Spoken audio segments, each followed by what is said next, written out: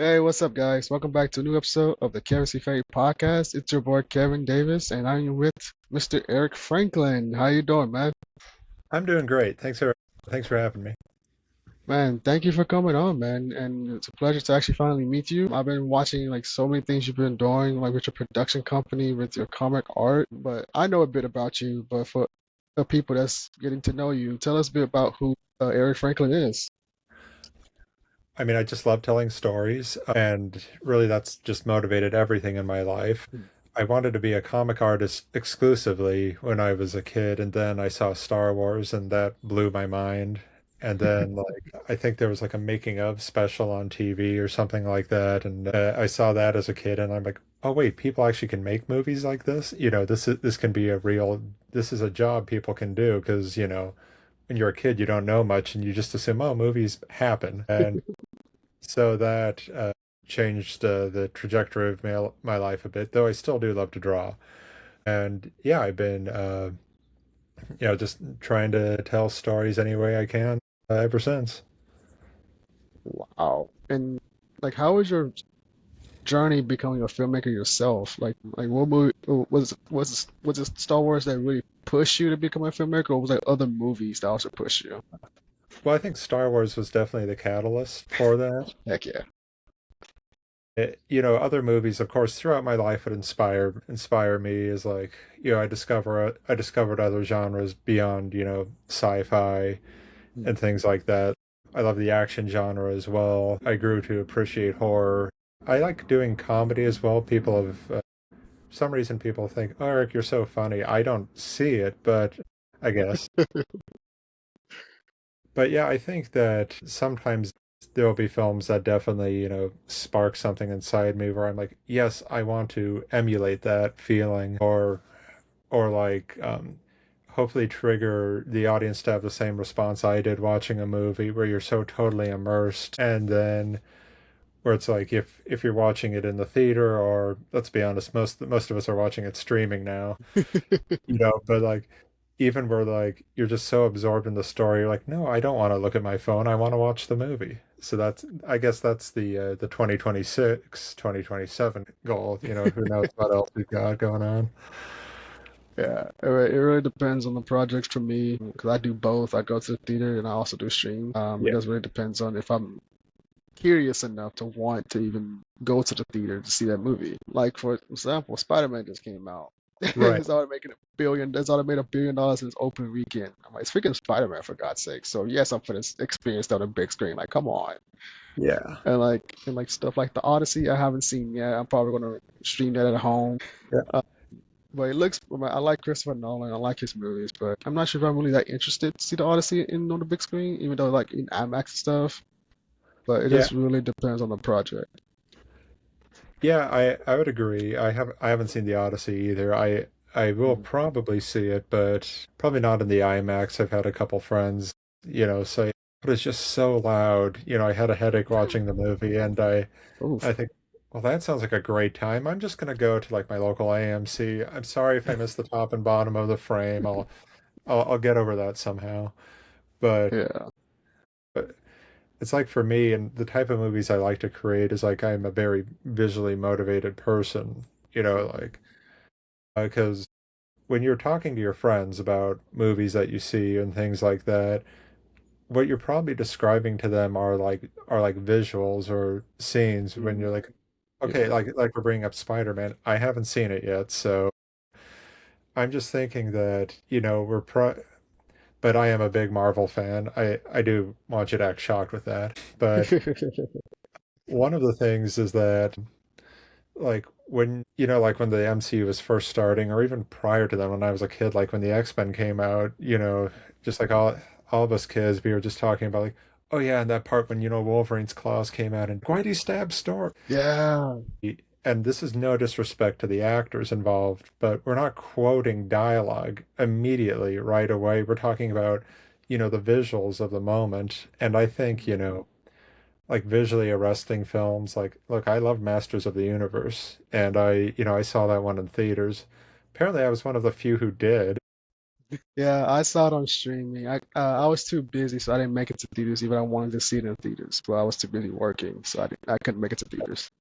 No, no, I get that. I was not trying to, make you feel bad. I have no Yeah, idea why that movie did not do that well financially, but I'm yeah, seeing that in theaters, especially, so immersive and getting back to the yeah. filmmaking and storytelling. I'm like, okay, even if I'm doing like a smaller horror movie, I want to create visuals that, people will talk to their friends about and say, that part when, spoiler alert, did that thing. That's something that I would say motivates me too as an artist. And as an artist, you're a writer, either director, either producer, and an actor. And I know that's multiple different hats. Like, how do you balance each one when you're on a set, when you're acting the part, you're producing the part, directing and writing it? Oh, I don't freaking know, man. I just do what I do.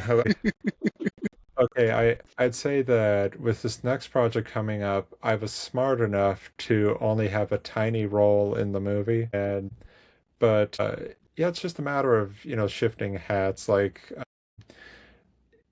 as a producer, I just like, okay, here's the budget, and here's the people I need to show up. As soon as that is taken care of, and like like props, wardrobe, whatever's all taken care of, then I'm able to like take that hat off and then throw on director hat. As an actor, I've worked with some film students that are very prima donna, and I just take notes in my head of like, okay, they're acting this way on set. It makes me feel like this, so just don't do that as a director. And finally, if I am directing and acting that day, I think that it's about respect, and I think if I'm doing a scene and the other actors in the scene are giving me 100%, I can't be disrespectful to them and give them like 70% because this 30% is thinking about directing. It, it's a letting go and trust process because Mm, I think to myself like, okay, for this upcoming movie, for a test shoot I had my other friend Aaron on camera, and I'm thinking, okay, they know what they're doing. They're mm, professionals. I don't have to worry about this. I just have to concentrate on what my scene partner's doing and mm, if I can respond to them truthfully and honestly. And I hope that comes across in the movie. I just don't want people to see any performance and just go, "Oh yeah, he was thinking about how this is going to cut together." yeah, Yeah, because yeah, I don't. And also, I would say getting coverage of the other actor helps a lot. Just I try to be a generous person and think, well, I have access to me all the time. If I don't like something, I can just set up the camera and film me doing it better. The other actor, they are kind enough to, because everybody I know is like works a day job, mm, so it's just a matter of like, okay, we got their coverage, and then if I'm really bad in this take, we can get me later. I mean, the goal is not to be bad, but right, yeah, it just lets you relax. yeah.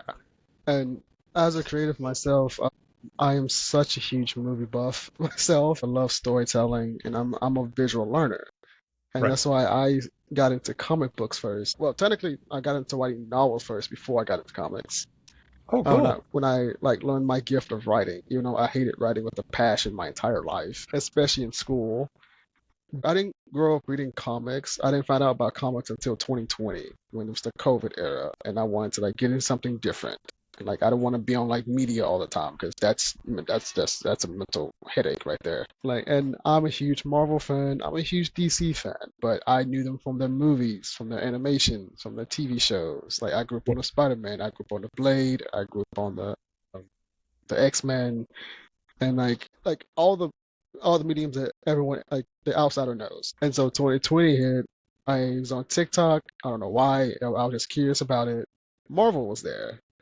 I was like expecting like a movie trailer or something. Like, are we getting back to some movies now? Am I especially is the COVID over? But no, it was talking about their comic books. And my mom's like, "What the heck is a comic book? Like, what the crap is this?" And so I went to their website for the first time and I see this plethora of stories that I've missed my entire life. And I'm like, where the crap have I been? Like, are you serious right now?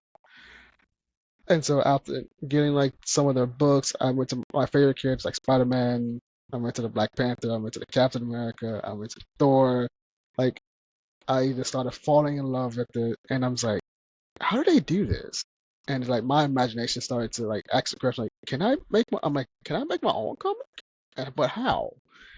And so I spent like 2.5, 3 years studying the craft of comic books to learn how they write it, how they get the artists, how they basically budget out how they do this. And I learned it's like making a movie, but with the comic script, you have to do it by panel, and not just straight down the Yeah. page. And so I was like, that's interesting because I'm like, because I've studied screenwriting and now I've studied comic writing. See the difference? I was like, this is very interesting. And writing my comics, I used to like overthink a lot because I was too busy thinking of my comic like an actual movie. So I wrote like scripts like a screenplay, and then I'm like, oh, I need to translate that into a comic and not an actual movie. And I'm actually am an aspiring filmmaker because I want to challenge myself and grow more into making films too someday. Because I love like directors like Christopher Nolan, Zack Snyder, even James Gunn, and I'm like I like different styles, and I want to like learn more about that, like how you get into that. And I know you just launched your production company, Zone Five Films. Yeah. Tell us a bit about that process. How did you come up with the name and how you know this like okay, this is the one I want to go with. How did that go? Okay. First of all, just to say, I am so thankful that we have another person in the world of comics. See, that's the thing is like, I want to say like there were some gatekeepers like, what you don't read the comics, you weren't a fan since the beginning, blah blah blah. And I was gonna say I dislike that. I'm just happy that, you found it at the point in life you were meant to find it. And then, you started reading it and we can talk comics all day. I mean, I probably could. It's like, but just having grown up with them like my whole life, yeah, that's the thing is like I'm more excited to just start recommending stuff to you rather than Me rather than too, just because I literally have a long list of people giving me books I need to read. And I was like, oh, please add to the list. I don't care. I'm gonna buy it. So just add to the list. okay, but before I'll do that. To answer your Oh, question, sorry. where did I come up with the name Zone 5 Films? Is that I was oh, I'm actually wearing this shirt. I was working at the Fright House station down in Tacoma, Nice. and That's awesome. that's the thing is I was a haunt actor last year there, and Oh, snap. um Nice. yeah, and I was in Zone 5, and the thing is like Good.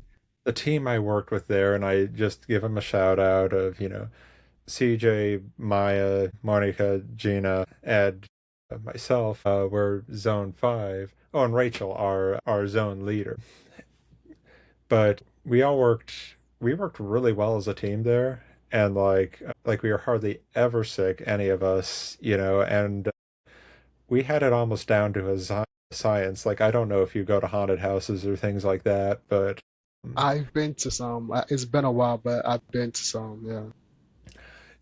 yeah, yeah, it's like we had it where it was almost like a pinball game of like we would get guests mostly like scaring from this that we had it like so well choreographed. Yes. And the thing is like I was coming out of a dark period of my life, and and my team is just really kind, really nice and supportive. We all still talk to this day. We're all very tight, and I thought to myself, well, that's the feeling I want to have when people work on my films. So, and then it's like I was playing with all these lofty, somewhat, I don't want to say pretentious, but kind of like names that felt more grand than I actually perceived myself as. Like, Mm. and it just wasn't feeling right. But then I thought, well, Zone 5 sounds cool and kind of mysterious, just like what's coming from Zone 5, or like, Yeah. or as one of my friends said, oh, I'm in the zone. And I thought, okay, that's cool. I'll take that. But yeah, that was the genesis of that name, and it's in a tribute to those five friends. But yeah, that was Look at us. that. Oh my God. Yeah, that was the costume I was wearing. That is so cool. Yeah, Monica, CJ, there's Maya, Gina, and Rachel. Yeah, that's where that came from. Wow. Yeah, my sister was a scare actress when she was in college. Oh, cool. And yeah, it was, I don't know, that she played a witch, like from American Horror Stories Coven, I believe it was. And one year, Okay. I think she played a clown in another year. I forget which one it was. I think that's where it also inspired me to like really get into horror, like watching her. Oh, And yes, like yeah. growing up watching horror movies and horror shows, I really fell in love with the genre of horror and fantasy. And when I started writing horror and fantasy, it become my strong suit of writing because I know it the most. Yeah, I was talking to a good friend of mine about that, Brandon, where I'm saying, like, Brandon, I Mm, grew up watching, martial arts movies and, all mm. kinds of action. Why do I have a hard time writing it? But you asked me to Yeah. say, like, write a fantasy story, write a horror story, write sci-fi, and I'm like, okay, I'm off to the races. And he said something really insightful. He said, I think, Eric, that what it is action still is kind of based in the real world, and you know the consequences of your actions in the real Uh, world. But, the other uh, genres we make up, you get to make up your own roles, so it's much more relaxed. In a typical action movie scenario, if some guy starts mouthing off to us and, pushes us, you're like, yeah, we can knock that guy's block off. And, yep. and everyone's just like, oh man, like, oh, what a badass. And the guy just runs away. In reality, he's probably a real jerk, would sue us, and then we'd have to be in Mm, court and have to explain all that. So, being the smart writers that we are, we realize this and we're thinking, oh, well, I wouldn't actually do that in real life. I don't know about you or your day-to-day life, but I don't actively fight vampires for a living. Or, sadly, I have not been recruited into the Green Lantern Corps yet or anything like that. So these stories, we can just say, oh, yeah, I've got my power ring and I can just go off to wherever I need to in the universe. yeah. I only fight vampires in my head when I'm imagining them Yeah. for my stories.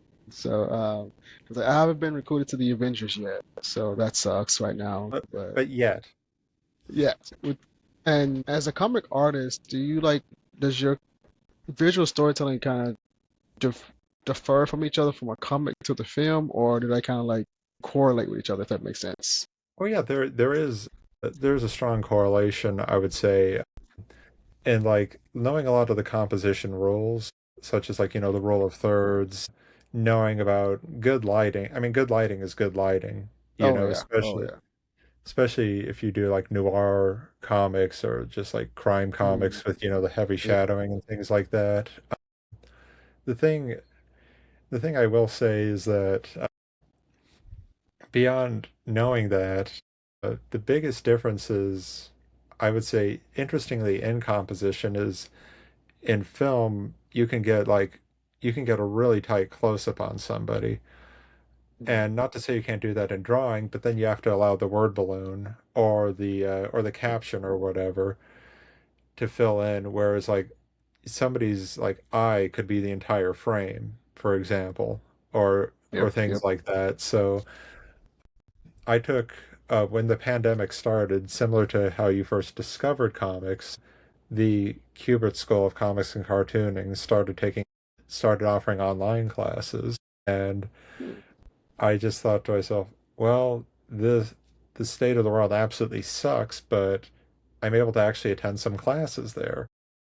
yeah. These online studies programs aren't accredited, but I'm like, I don't care. I already have a degree. I don't want to get another degree. Mainly, I saw FAFSA on there to file out, and I'm like, no, no, no, I am not taking out debt to make comics. But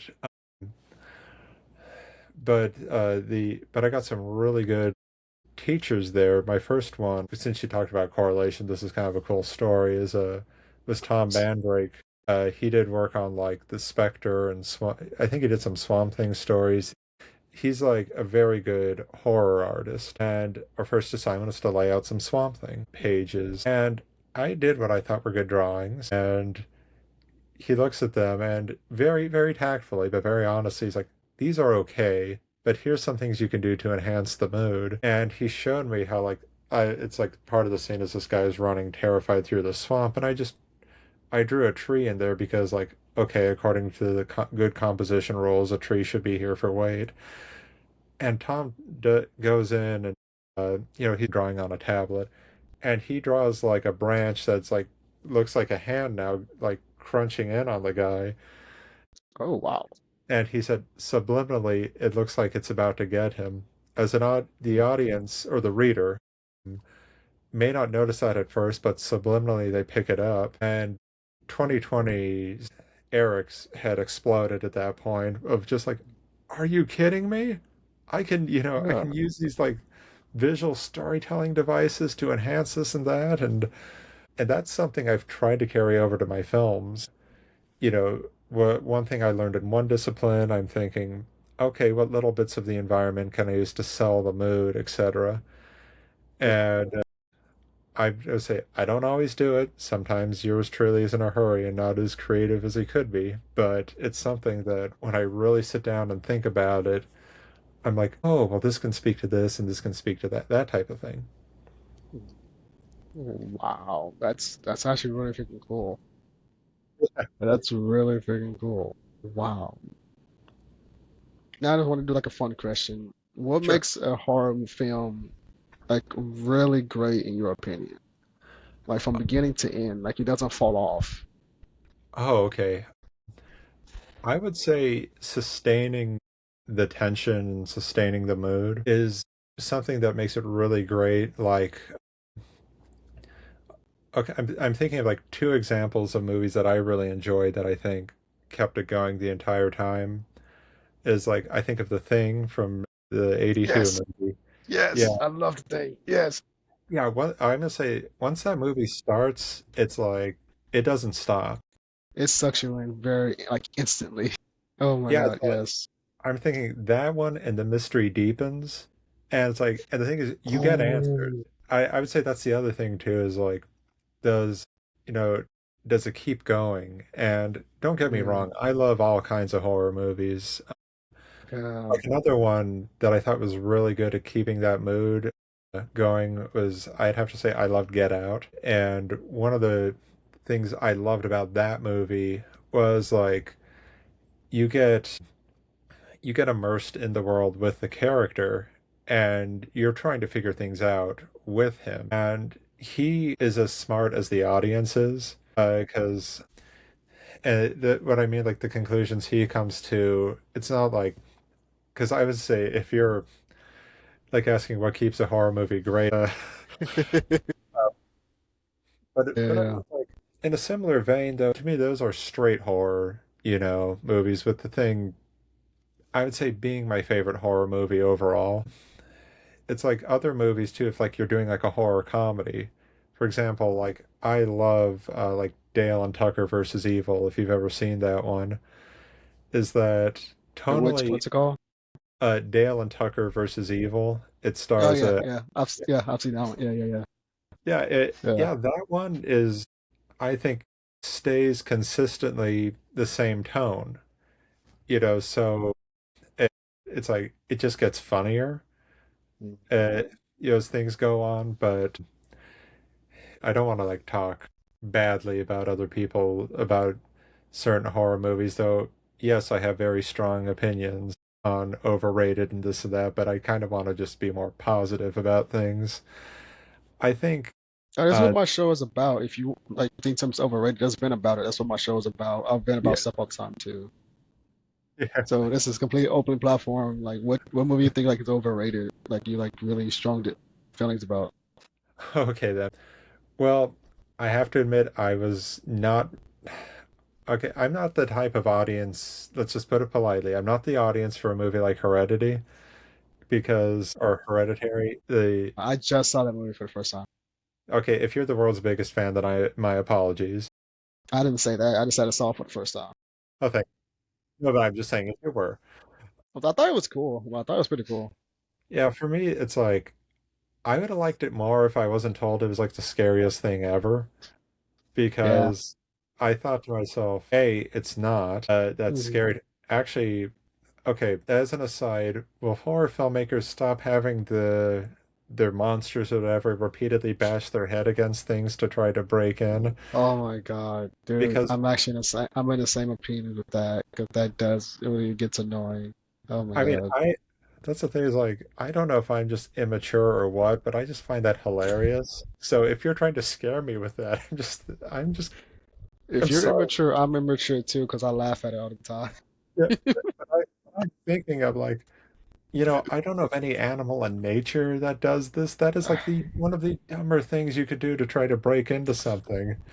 And and I think you're possessed or not, you have a higher chance of your skull cracking open and killing yourself than getting that door down that way. But yeah, that's the thing is like also when planning scares, um, the audiences are really intelligent, especially horror fans, where I would say we enjoy the movies but become desensitized a little bit to where like, Yeah, okay, and if the character has the refrigerator door open for too long, someone's going to be behind the door in three, yeah. two, things like that. So for me, it takes a lot to actually creep me out.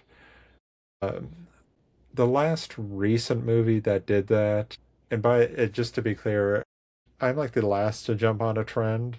I will jump on a trend when like the sequel is announced, but like I have not seen Obsession yet. I heard it was good, and I still haven't seen Backrooms yet, and I heard that. I will say Obsession was a good movie. Okay. Don't listen to the hype. That's all I'm saying. Do not listen to the hype. Okay, so it's But good. I'm like, Okay. yeah, it's good, but to me, it gets overhyped a bit. But I understand the underlying message of the movie because it is a deep message of what's going on because it is relatable, like to certain situations, I would say. But I will say it was a good movie. But I was like, when I came out of it, I said, this is why I always say I'm not a nice guy because this character Bear is the definition of what a nice guy. Okay. So I'll keep it right there. I want you. I don't want to spoil it because I want you to experience it yourself. Okay, yeah, But just don't listen to the hype trend or hype train. Just go in with no expectations and just see what you feel about it. That's all I gotta say okay, about yeah. that. So Yeah, I mean, I've heard some discussion about it, but I'm like, okay, yeah, I'll yes, but yeah. It's like the last. Backrooms I have not seen yet. Okay, cool. So yeah, I can't say anything either way. Yeah. But Yeah, I Obsession think how I'm like, just go in it, no expectations, just clear your head and just stare at the screen and just see how I you can feel do about that. it. Yeah. Yeah, I think So yeah. one of the last movies to really creep me out was Smile too. I Oh my really enjoyed that one. Yeah, it's like dude, I God, Smile 2 actually shocked me. That was the first time in a while I was shocked by a movie like that. Like a movie yeah, in general. And I was like, the acting was on point. I was like, yeah, there was like really no scare jumps. There were just intensifying scares. And yeah, I was like, and I'm just like, dude, this movie is actually psychological crazy. I was like, I'm actually enjoying this one. yeah. So That's yeah. yeah, and that was a funny thing too. Is like I was joking with my friends. I'm like, look, I'm a Seattle guy. I'm the Pacific Northwest base. If you've ever heard of Seattle freeze, this is what we thrive on. So the idea of people just coming up to us and smiling is terrifying in and of itself, and they just made a movie about it. Oh my God. And Wow. yeah, I will say that I was cast in a film project, and I kept to the ire of the cinematographer when he was setting up shots. I kept doing the creepy smile face to him, like as he was setting up, and everyone would look over, I just drop it. So yes, maybe I was trying to gaslight one person on a film set for no reason, but but yeah, well, he just oh yeah, that Dude. actually that was his problem. He mentioned how that he really enjoyed the movie, so I took that as my cue to make his day worse. But but I'm Oh very my fun to work God. with, as you can tell. Oh my God. If I was a director and you did that to me, I'll be bust out laughing, looking at you. I was like, really? I'm like, I'm trying to work, bro. I'm trying to work. And and you have an upcoming movie from your production company. Can you like tease us about what's your new movie about and what is it? Okay, it is called Disco Face. It is Disco a Face. I'm intrigued already. thank you. A lot of people seem to like the title. Yeah, It's I'm intrigued already. I'm already sold. So yeah, keep going. it's a slasher comedy. Okay. And what the story's about is so it's about this dancer, right? Well, she's trying to rediscover herself, realizing that no, the conventional route isn't my route. I'm meant to be a dancer. I don't care what society says. Well, that's what the movie would be about, except I interrupted this coming of age story with a whole bunch of grisly murders committed by a 70s obsessed killer, and he's been I'm targeting sold. her. Yeah. He's been targeting her friends, and she's trying to figure out why before it's too late. And so that's the premise and what it's about. We shot the opening scene of it because as soon as it gets approved, we're going to be launching the Indiegogo. And Nice, that's nice, the thing nice. is like, I filmed the interview portion with me. I say interview as in I was scripting talking to the camera saying how great it is. I don't know if you've done any fundraisers or just looked at them looking at other people's, and I tend to notice like I like the people who say, "Here's a proof of concept." You know, like even in the world of comics, you wouldn't just show the cover. I need to see interior art before I'm Yep, like, okay, I'm yep. in. I know. So I Yeah, because thought, that's how I do my Kickstarters, and that's what I've learned about when I'm promoting my comic. yeah, yeah, it's like, don't give away the story, but give us a sample of it. Hmm. So we Yep. filmed the opening scene, which I would say one of the things that I really enjoyed writing about the script and what people like the cast and people who've read the script respond to is that like there are the familiar tropes of the genre. You have like, the dumb jock, you have the rebel Oh, rocker guy, yeah. you have like the popular girl, things like that. Those all Hmm. exist, so the audience feels comfortable with the movie, but that being said, it's turned on its head and fully Hmm. embraced in ways that I don't think people will quite see coming. But Okay. uh, Intriguing. but yeah, I'm not gonna give it away just yet. But we've had a Mm. couple table reads with the cast, and they're all very talented actors. No, it's an amazing cast of people, and I think that and it's also a lot of horror fans, so I'm able to speak in shorthand terms to Even them. better. He's so excited about the project and here's the funny thing about him and with casting is like he submitted for one of the smaller roles, and I'm thinking like, okay, 100% on talent, 0 points on self-awareness. You're going to be this guy, the bigger role. And he's like, wait, what? He was like, okay, well, I'm not really like a jock. Why'd you cast me as a jock? And I'm like, no, no, he's a very kind person. You can just tell looking at him. But Yeah. he gives across this almost Steve Rogers type energy. Mm. And Got that like mannerism of the character that you're looking for. yeah, yeah, he has that all-American attitude that or just bearing that I'm like, okay, this is why you're this role. And then like the other day on Mm. Instagram, I see him playing a jock in a 50s thing, and I'm like, Czar, I'm telling you, You but you're proving my point more. exactly. Yeah, and like and our star of the movie, our final girl, Gina, I just happened to, I met her like a networking event, and Wow. I see her and I notice like, okay, you have a unique quality about you. So, Mhm. I just went up, introduced myself, talked to her for a little bit, told her about the script, and she's like, this has comedy and dancing and disco, some of my favorite things on earth. I'm in. Sent her the script and she's like, yes, yes, please, let's do it. You know, life comes up, years go by. I meet her on the set of her own movie that she's starring in. I was working background on that, and Wow. she says, Eric, it's so good to see you. When are we going to do that movie? I still think about that script. I'm like, okay, you said this to me in front of everyone. Now I am peer pressured into doing the project, but I don't want it to be a 1 day type thing. And then what? It's going to be 2028, 1 day, 2029, I'm like, no, I'm Yeah, gonna make it happen. yeah, you're like this is a passion project. I'm going to make it happen right now. And like Exactly. that's kind of like how I kind of approach my storytelling. I was like, I don't care how much it will cost for me to make this comic book. I'm going to make it. I'm going to make it happen. You know what I mean?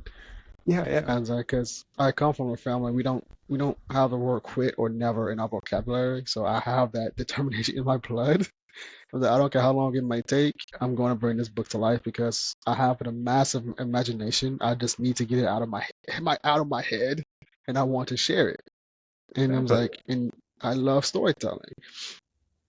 And as a filmmaker, what's like the biggest misconception people might have about independent filmmaking? Hmm.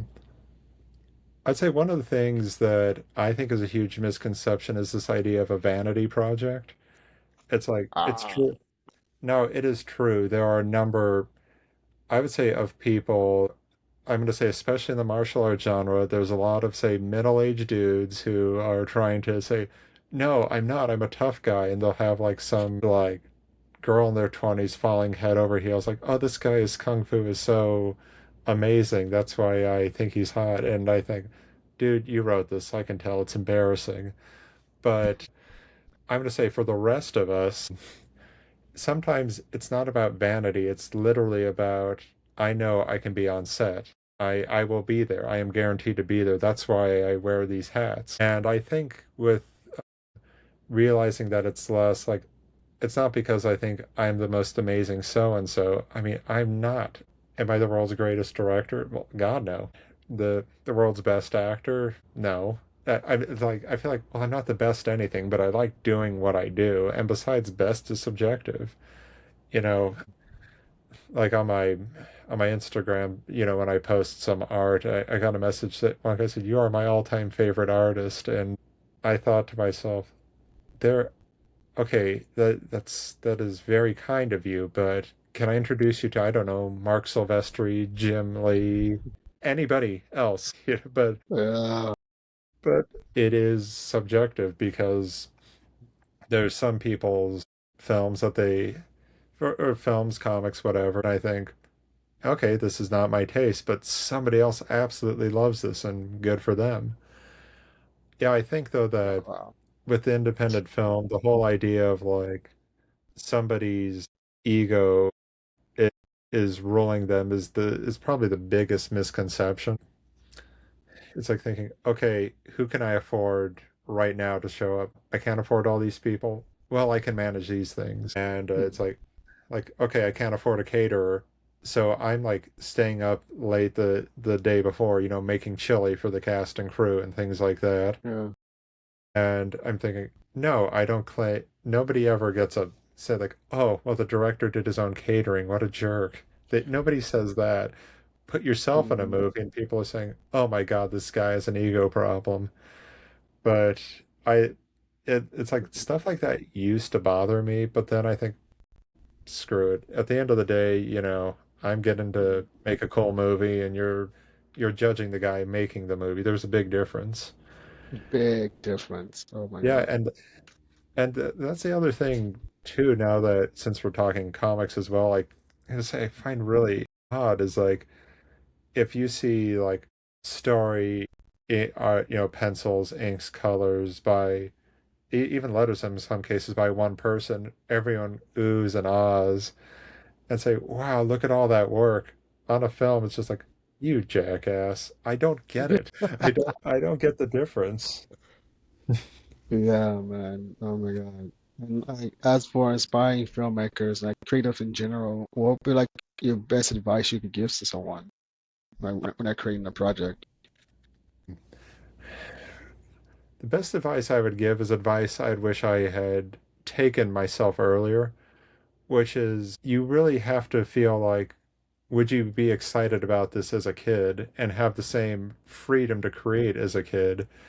And what I mean by that is like that I see people all the time in movies and shows where they try to be self-conscious about it, where they say, "Oh, we're in on the joke, wink," and like, "Oh, we can't have a Yeah. heroic, we can't have this moment just right out because then someone on the internet's going to make fun of us for being cheesy." So, and actually, I was ranting to another person about this, but now you get that pleasure. Is that there's a line I cannot stand in Avengers 2 Age of Ultron when Hawkeye Okay. is comforting Scarlet Witch, and he's like, there's an army of killer robots out there, and I have a bow and arrow, and it's totally crazy, but we need to do this. I like to listen to the filmmakers' commentaries, and Joss Whedon is saying, and on the commentary, he says, like, oh, this is for the audience because it's just so absurd, and we have to address that. And I'm thinking, no, I'm thinking, the, like, Wait, I'm sorry. Hold on. What? How is that for? No, that doesn't make any type. That line doesn't make sense to us. No. and I'm thinking to myself, I'm like, the audience is with you. They believe in this world. Could you, Yeah. looking at Star Wars, if Luke ever stopped and turned to the audience to say, like, this is nuts, everybody. The Oh God. entire, That will throw all of us off. yeah. Yeah, Oh my so God. that's the thing I would say, like, don't feel like you have to give yourself armor in your stories. Just let them come from your heart and let them live and breathe. I'd say don't waste time trying to be cleverer than anybody else because it's just like I'm thinking, okay, let's just putting this in like a horror slasher context. I wanted to do a movie with some, with comedy to it and some very creative kills. The audience doesn't, the audience requires laughter and kills. I've provided that. I don't need to say, well, let's deconstruct everything about horror. Well, no, the audience isn't here for that. They're seeing a movie called Disco Face featuring in my opinion, a very cool looking killer on the poster, like blood dripping from his blades Oh as yeah. he stares you down. They're going to see people die, and then they're going to want to see people laugh. If I had stopped to say, oh, but the story is really about an allegory for this and that, I think no, just get out of here. Let's just have the fun story. I know you work in comics, which you're gonna. I'm very interested in picking up some of your work. What are you trying to deliver to people? One, entertainment, There we go. relatable characters, because I don't follow like the pattern. I was like, this is the main character, you have to follow them, because I want each character I create to be relatable somehow. So in Okay. my like when I'm writing them, each character is the main character. And they have their own story. Okay, cool. And the way I approach it, I was like, I put my mind inside my character's head and make my character tell their own story, and I just write it the way they like. It's basically how my characters telling me how they want their story told, if that makes sense. So Oh, that's kind of totally. how I approach it. And I'm also a big mental health advocate too. So I try to put like sprinkle a little bit of a message in there, letting you know that this stuff can happen in real life. By the way, if you go this route, you might end up like this character. But I put it in a way I don't directly tell you. I want you to figure that out for yourself of what the message is. You know what I mean? I'm Okay, not trying to cool. be like preachy. Like I Yeah, want to entertain you, have some fun, get the horror, get some laughter in there, but also I want you to be emotionally invested. To I want you to kind of like how Spider-Man was, how with Brand New Day they got us emotionally invested in Peter's story and where he's at, and that's how I want each of my characters. I mean, even the ones you hate, there's something in there why you hate them. That's parts in there why they're that way. So that's yeah, kind of how I approach my storytelling when I'm writing my stories. After like a thousandth draft I write, that's when I am actually confident with it. But yeah, and honestly, I don't even put too much comedy in my horror. It's mostly just straight up horror, be serious. But I'm trying to lean over a little bit. That's to get some lightweight in some of my stories. yeah, Because I don't want you to be like too serious. I want to like bring you there's a little bit in there that's to cool the tension down just a tad bit, then bring it back. You know what I mean? So I yeah, try to yeah, like get a good balance, like some action, horror, a little bit of comedy, and then get it back to the horror, and then tell you the rest of the story. yeah. Yeah, see that's the thing is like you have messages you want to send with the story, but that's Mm. not like it's not about the message. It's like, hey, here's what, Exactly. Yeah. yeah, Yeah. because there's something that the late great Jim Shooter said. He said nobody wants to read propaganda, even if you Yeah. agree with it. You don't want to read it. You don't want to read it. Yeah. Yeah, it's like, Exactly. yeah, I mean, and getting into the characters I create, it's like I do like the idea of morality tales of like Yeah. you follow along this path, this is how you'll end up. But Mm. I think the moment that you know address that specifically to the audience, it feels like you're explaining it to a school kid. I'd rather, Exactly. I'd rather show you than just tell you. Because yeah, that's the one that my mother always taught me. I think don't directly tell your audience what's going on. Indirectly show it so they can figure out for themselves and grow their imagination and grow their theories and what they think the story is going.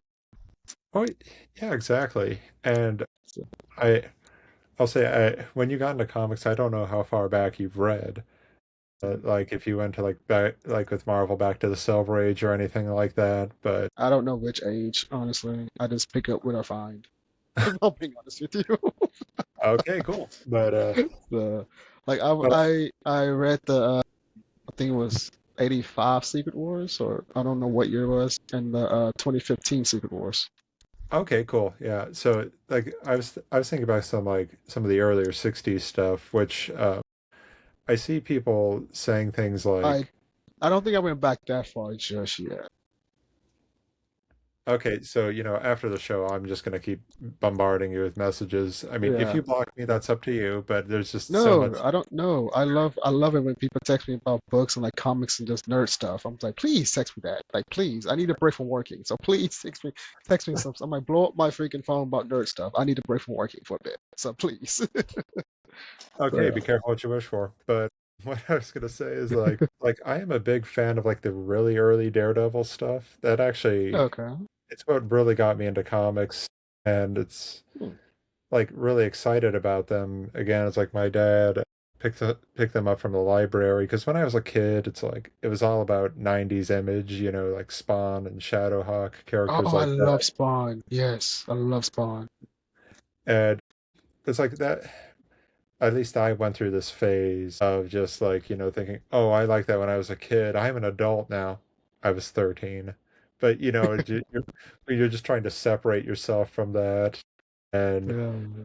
you know my I'm my always saying dad I don't care how old I get. I'm always be a kid, regardless. So but okay, cool. So you're clearly more advanced than I was back then. When I was just working hard to try to be mature and stuff. My dad brought home a Daredevil like compilation from the library, and I mean, I didn't want to hurt his feelings, so I just picked it up and thought, well, I'll read it, and then I really got sucked into it. And the thing I really liked about it, they use captions more nowadays, but like, the thought bubbles and things like that when they would preface what a character was thinking. And I think that's an advantage that comics have over movies that some comics are trying to shy away from nowadays. And I don't understand why, to be frank, because like, if you have a really cool panel and if one character gets an order they disagree with and they just say yes, sir, and in the thought bubble they can be saying like go to hell or something like that. I think to me it's more interesting than just like watching a movie where maybe you'll get that nuance if the actor's talented enough. Or yeah, I think I'm a decent artist. I have a lot to learn. I'll see independent because I love checking out indie comic cons and things like that. And I always try to support like, the poor person who is up at the crack of dawn, packing their books and, tabling and looking like they kind of want to die.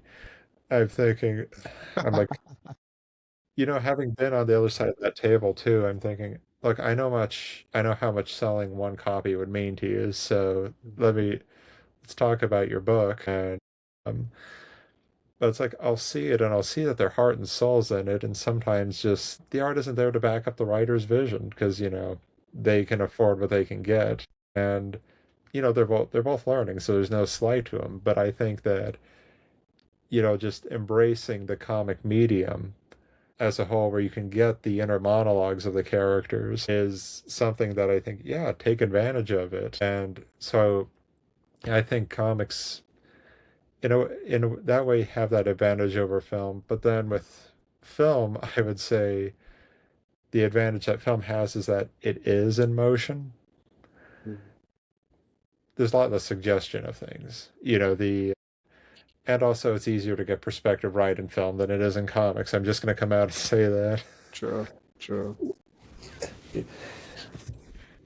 Yeah, I think my since I got into comics in 2020, I I haven't gone back to like the 60s era, like the 70s just yet. I know I'm a huge fan of Hellboy, and so I Oh, cool. watched the movies and everything. So I got some Hellboy comics and at like a comic shop that I did not know that's around the corner from my house. I didn't know that was freaking existed. And like there's so many shops in my city I didn't know existed. And so every time I go like get a haircut, I stop by the comic shop. And Okay, so I've gotten some Teenage Mutant Ninja Turtle comics that I freaking didn't know they were comics too. I love that. I love those characters. I love the Sonic, and I got some Hellboy. And that's right. Mike Manola is one of my favorite writers in the comic industry because of yeah, Hellboy, and I freaking love Hellboy. yeah, yeah. I met him once at Emerald City, and nice guy, really kind of quiet and shy, as a person. And I think, oh, you're one of the, Nice. not everybody's, Stan Lee level extrovert, and Yeah, I'm an introvert myself, so I'm right in the same. that's the thing too, is I also tend to be a bit introverted, but I have to play the character of an extrovert when I'm directing or Mhm. anything like that. Yeah, Um, don't get me wrong. I might be introverted, but if you have like a really good vibe, I would definitely talk to you and have fun, like talking about anything. I'm not the introvert that's like to be angry about everything and uh, stuff. I'm like, no, get away from me. I'm like, no, I'm not that introvert, bro. I'm just a laid back person. Like that's like I'm just chill. well, you're just selective with who you give your energy to. Thank you. Someone understands. Exactly. That's literally me. But, well, I'm like that in, scenarios too. I see somebody who seems standoffish, and I think, Mhm. okay, maybe you're going through something that day, who knows? But I'm like, sorry, you don't seem very fun. I want to talk about Right. Spider-Man or movies. And if you're just like having a day, I'm like, okay, you deal with that. I'm just gonna hang out with me because I know I'm Yeah. pretty fun. Yeah. All right. But first off, thank you so much for coming on, Eric, man. It's great talking to you. And please send me comic recommendations because I literally have a long list of stuff to read. So that's exciting. I love reading. So add to that list, please. Okay.